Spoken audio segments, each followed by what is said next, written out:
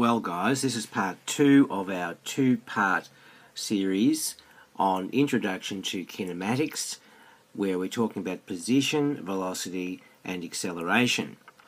Okay, we've got 4, 5, 6 and 7, 4 examples to do, and each of them are a bit different, and we've got something to learn from each of them. So let's do example 4 first. This one emphasises taking derivatives. We're going to go from displacement to velocity to acceleration. Okay, so it's pretty straightforward, except that there's this difficult area down here about the distance travelled when the thing has changed direction within the first 3 seconds. So that distance is no longer the same as displacement. And we'll do that, and you'll see again how to do it. I did describe it in the first of this two-part video series, but we'll just go over it again so that you really get it. Part A today. We've got the displacement, that's the displacement given to us up here. There it is, x equals minus t cubed plus 3t plus 2, where t is time and therefore is 0 or greater. Okay, now in part A we're trying to work out when the position is 0, so we make it equal to 0 and we solve it for the time. Okay, when we get the time, then we can differentiate to get velocity, plug that time in to get the value of the velocity at that time, and the same thing then for acceleration, which we get from taking the derivative of the velocity.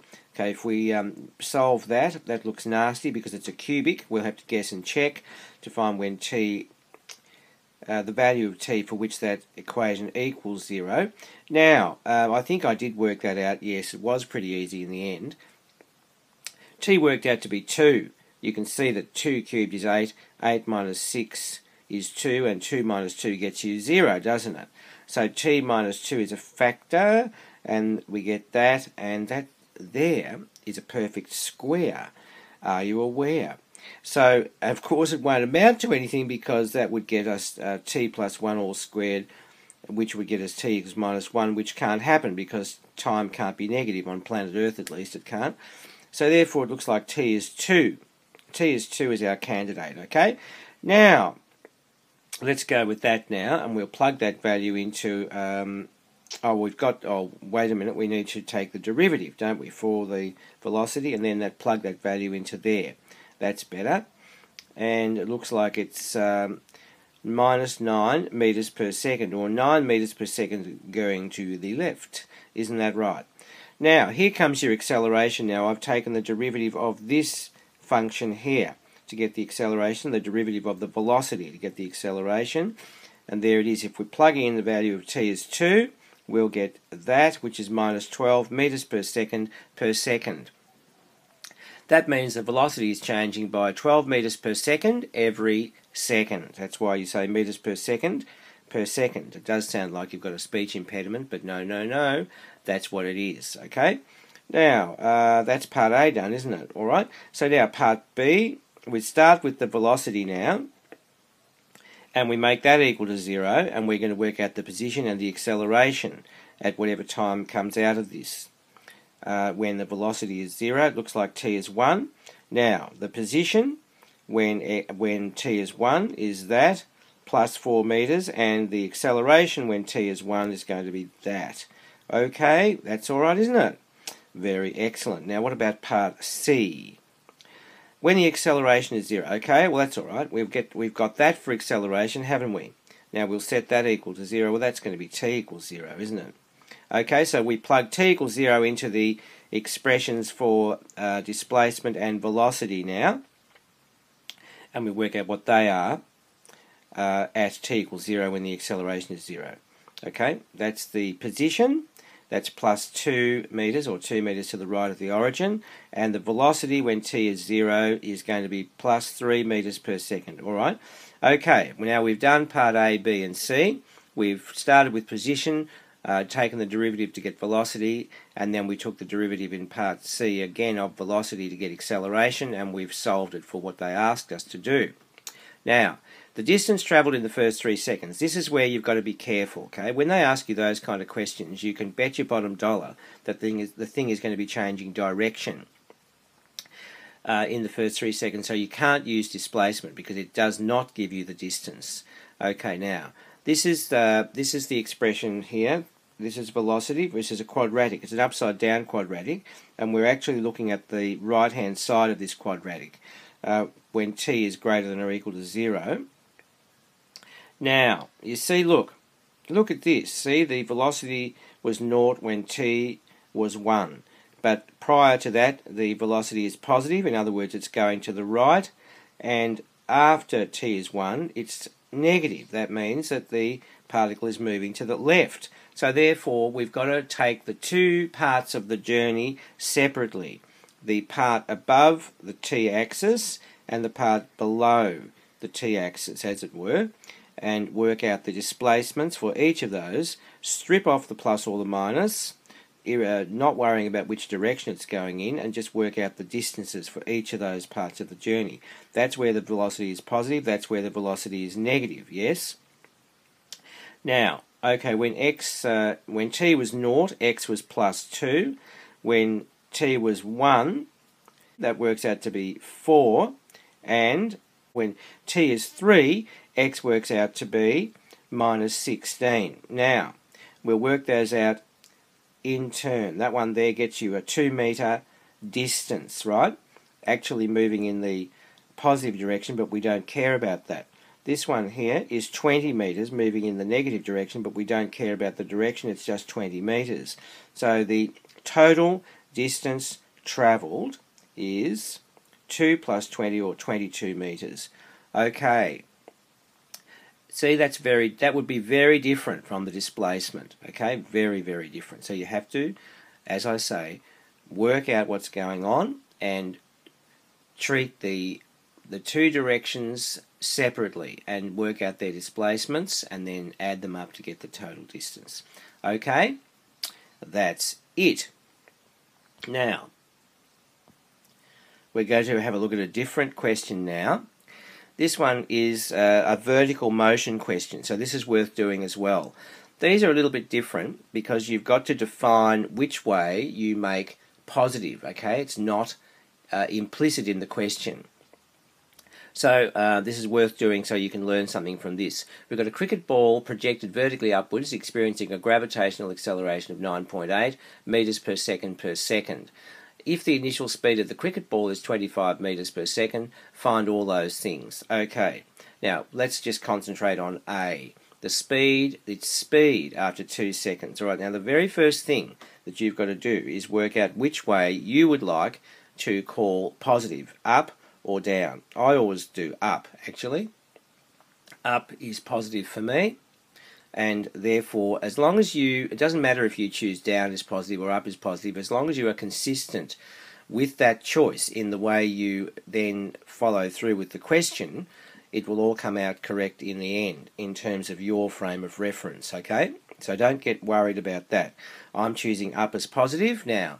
Therefore, I've got to start with the acceleration, and I'm going to have to anti-derive from there to get the velocity, and then I presume to get the displacement as well, okay? So this is an anti-deriving one, and it's a vertical motion one, a very interesting one.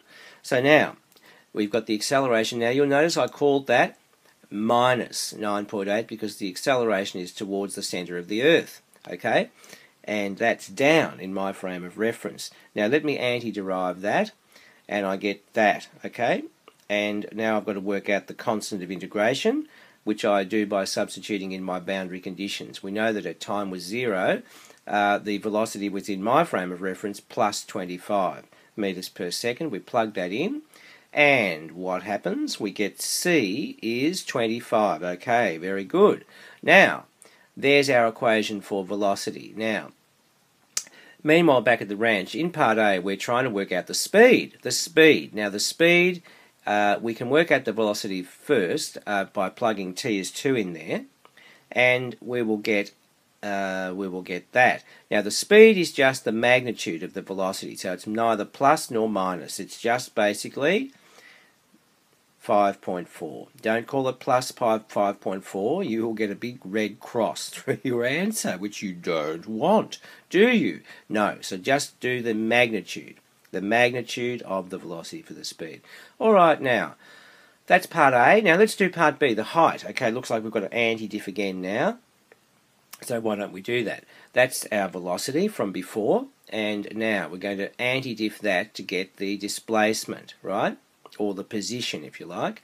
Now, you notice that I've used a different constant of integration there because I don't want to imply that we wouldn't use C there, because that would be implying that you had the same value for your constant of integration. So I want to be proper notation and use a different pronumeral there.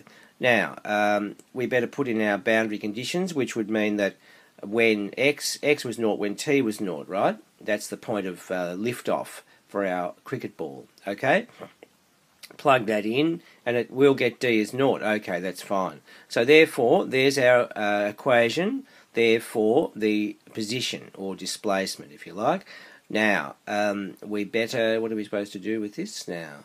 Height after 2 seconds. Alright, that's alright. So we just put in t as 2, don't we? And we get that, and we get that, and we get that, and we get there. 30.4 metres after 2 seconds, guys.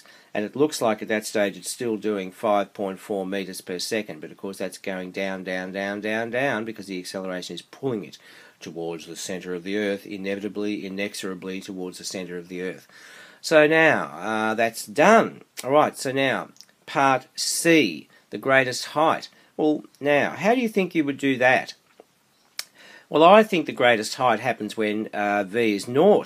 So if we plug in to our expression for the velocity, which is up here, if we plug in that equal to 0, then solve it for t, okay, get the t value there, and then if we then plug that value of t into our equation for the height, we should get it, shouldn't we? Yes? So let's do that. There it is. Okay, that's into our velocity expression. Now, we're going to plug that into our expression for displacement, and it looks very, very yucky. We'll just dive for the CAS handheld to come to our rescue, and we get that. Right, 31.89 metres was its highest point to 2 decimal places. Okay, so that's the answer to that one. That's the answer to C. Okay, so for greatest height, you work out when the velocity is 0, and then plug that value of time into your displacement or position equation. Okay. Now, what's this one at D? Coming up, grand finale. Time to come back to Earth. Well, that's very interesting, and it's easy to do. How would you do it? Well, what I would do is because we're not using any wind resistance here, this becomes a parabolic motion thing. In other words, a parabola. And if you look at a parabola, it's symmetrical about the axis of symmetry, the turning point. It's symmetrical, so that the time it takes to go up will be the same as the time it takes to come down. In other words, because time is on our horizontal axis. If you imagine a graph of its trajectory. And therefore, time to come back to Earth is twice the time it takes to reach the maximum height, because it's a parabola going like this, like that. If time is on the horizontal axis and height is on your vertical axis, if you know what I mean. Yes? So therefore, we can say that it will be double the time it took to get to the maximum height to get back to terra firma again. Okay, so that's what that is, and that is 5.1 seconds to 2 decimal places. Okay, well there you go. We've done a very interesting vertical motion question now, where we anti-diffed and we had to choose the which direction was positive, in which I chose up. But as I say, if you choose down, everything will work for you as long as you are consistent with your choice in the signs you give to things. You would choose, if you chose down was positive, then the acceleration would be plus 9.8 meters per second, wouldn't it? And the initial velocity would be minus 25, wouldn't it? But everything will still work out. Trust me, it will. Okay? Now we're going to go over the page and do another one now. Example 6. This is the third example we're doing today.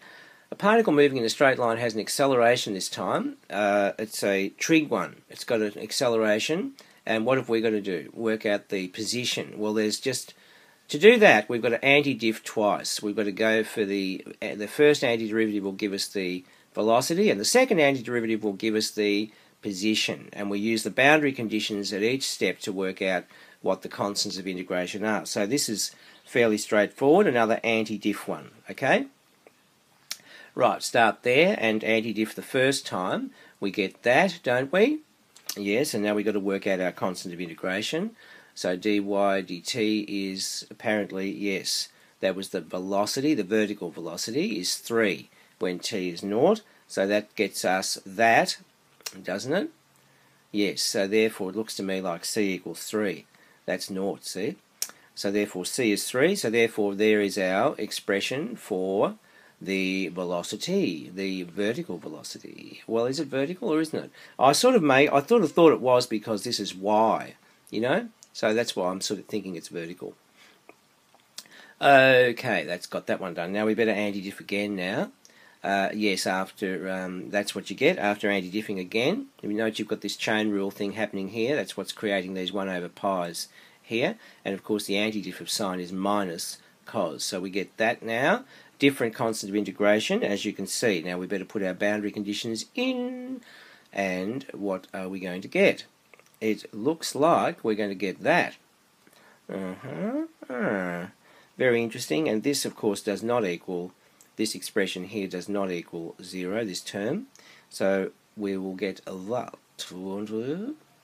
Yes, yes, that's good. So therefore, d will be 6 plus 1 over pi squared.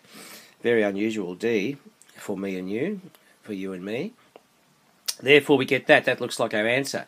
Right, yes, very, very exotic looking, isn't it? Very exotic looking. Well, there you are. That is our position. So that was a very straightforward one, but using trigonometry, okay? Using trigonometry. Now, if you thought that was easy, just fasten your seatbelts because we've got something absolutely mega, mega, mega amazing over here for our grand finale example. Look at it. I mean, it takes up the whole screen just to look at it. So if you want to pause the video and have a jolly good look at that, while I get ready to do it, feel free to do that. Then we'll do A, B, and then C in turn separately, because you'll notice that this is about velocity, and this is about velocity, this is about displacement, and this is about acceleration. And this is about the whole shooting match. We've got to describe the motion of the particle after all this detective work in A, B and C. Okay, you ready? Let's go. We better get going. Okay, now, what's part A? The initial velocity. Well, that's easy, isn't it? You just plug in t into the expression. Yeah, I mean, t is 0 into the expression would be better. Initial meaning t is 0. So here it comes. T is 0. There we go. So that gets that. Now, cos of minus pi on 4 is just the same as cos of pi on 4, which is 1 over root 2, or root 2 on 2, whichever you prefer, where you get that. Okay? 2 on root 2. That's the initial velocity, okay? Now, that's part 1. So what about part 2 up here, the maximum and minimum? Well, that's extremely easy. That's just that's guided by this 2 here, isn't it? It's just a trig function, remember? It oscillates 2 units either side of the central axis, doesn't it? And the central axis here will be where v is a 0, because there's no vertical displacement of this graph. So there we go, vertical translation. So v is max is 2 meters per second, v min is minus 2 meters per second, okay? That's that one done. Now what about 3 for you and me? It looks like for the interval, oh, this is a little bit more difficult. For the interval t goes from 0 to 4 pi, the times when the particle is instantaneously at rest. Okay, well, that's just a bit more triggy messing around. So I'm going to do what I call a working domain, because if t goes from 0 to 4 pi, then what does this beast in here do? Because that's what we've got to solve for. Okay, so I'm going to work up from t goes from 0 to 4 pi to what would half t minus pi on 4 go to and from. Okay, so let's do that. T on 2, therefore dividing by 2, you get that, and now I'm going to subtract pi on 4 from both sides, and I get that. So that's what I call my working domain, okay? And I'm going to solve all the solutions for which this thing here works within that in that working domain. And what are we solving for again? Yes, for when the thing is at rest, okay? When the thing is at rest, so when v is equal to 0, okay? That's what we're doing. So, now, if v equals 0, let's go. We've got that thing equals 0, and we've basically within our working domain, we can say that this beast here, which is what's behind the cos symbol, would equal when the cos function equals 0. So within our working domain, with it from here to here. Now the solutions are cos is 0 at pi on 2, and then every pi after that. If you visualize a cos graph in your head, you'll get that. Pi on 2, and then it sweeps down and then back up to the central axis again at 3 pi on 2. Then it sweeps up and then back to the central axis again at 5 pi on 2, and so on. I think that might be too far though. Yes, that's more than 7 pi on 4. Okay, that's 7 pi on 4 is 1 3/4 pi. This is 2.5 pi. Okay, so that's out of range. That's why working domain is such a really good thing to do. Otherwise, you have to use the scattergun approach where you just keep on generating solutions and then work out which ones are out of range at the end. But I don't like doing that. I think this is much more accurate and more elegant. So now let's solve it now. We'll solve it now for t by adding pi on 4 to both sides, which I've just done there, and then by multiplying both sides by 2, and there we have it. There is our solution. There is our solution for when, remember what we're trying to do is when the particle is instantaneously at rest, okay, within this time span here. It's very good, isn't it? Yeah, do you like the working domain thing? I love it. That's just a bit of a brushing up on how to do trig stuff. Yes, really, that's really maths methods stuff from a different subject. But we're just brushing up and getting reinforcing it here. All right, now that's part 3 done. Now the period of the motion, well, that's really, really easy. The period of the motion is 2 pi over whatever this number in front of the t is here. So it's 2 pi over a half, which would be 4 pi. That's the period of the motion, guys. That's probably why they chose that. Aha, there's method in their madness, isn't there? Okay, now we've got to basically use all this information, as it says here, to sketch the graph of velocity versus time. Okay, I think we can do that. We've got v is 2 cos a half t minus pi on 2. That's what we've got to sketch, and we've got to sketch it from 0 to 4 pi. Okay, that's what I think we've got to do. Okay, the first thing we've got to do is get our ducks in a row for plotting. So the amplitude is 2. Okay, that's the first thing. It's going to oscillate up to from the central axis where v is 0, and then down to from the central axis where v is 0, as cos does in the way that we're all familiar with. The starting point, now this is very interesting. The starting point, I always work out where the translated starting point for the graph is. And this will be, normally cos starts when x is 0, or in this case t would be 0. So I work out when this thing equals 0, and then I solve it for t. And then I further substitute that value of t into the formula here and get the value of v, in this case v. Which will be at the top of its travel, which will be at 2 actually. It's very easy to work that out because this thing here will be 0, so it's 2 cos 0, which will be 2. So alright, so when a half of t minus pi on 2 equals 0, you solve that, you get t is pi on 2, and as I've just been explaining, v would be 2 when t is pi on 2, okay, you get that? So now we've got our amplitude and our starting point. I always start from there, and I go in quarter cycle sweeps from that particular point, okay, and it sort of helps me keep orientated. When t is 0, okay, if we plug t is 0 into here, we'll get v is 2 over root 2, or just root 2. That's an end point when t is 0, and then when t is 4 pi, v will be the same. Okay, so there's our 2 endpoints. So now we're nearly there now. The last thing I do is I work out what's called a quarter cycle span of t, because I do the whole thing in quarter cycle segments to help me draw the graph reasonably well. So, okay, our quarter cycle span, if the period is 4 pi, will be a quarter of that, which would be pi. Okay, I think we're ready to go now, alright? here we go. Now, there's the starting point, and I've moved over by a quarter of a cycle, which is pi, to go from that's the topmost point of sweep of the cos graph. That's the bottommost point there. I usually draw those in as extremities, and then I move in quarter cycle sweeps. So from the top axis to the central axis, and then from the central axis down to, that's a quarter cycle, yes, down to the lowest point, then back to the central axis, and then that's our one end point there, which also happens to be the y-intercept, if you like, or in this case it's the v-intercept, isn't it? And then over there, that's the other end point when t is 4 pi, my oh my. Now, I think that might be everything we need. Yes, I'm starting. Now I'm starting, that's a little bit of an odds and ends bit there where I'm going from there up to the top. Now I'm going to move in quarter cycle sweeps. There to there, there to there, there to there, and there to there. Okay, that's it. Now I'll show you what the calculator generated. There it is. So I wasn't too far off. I was pretty good, really. Wasn't I? Yeah, a bit wobbly there, but not too bad. Okay, that's it. Now, here's B for you and me. Unfortunately, we don't have to draw the graph for this one. It's very good. So this is about displacement, right? Displacement. Yes, yes. And this bit here is velocity in terms of displacement. That's a bit interesting.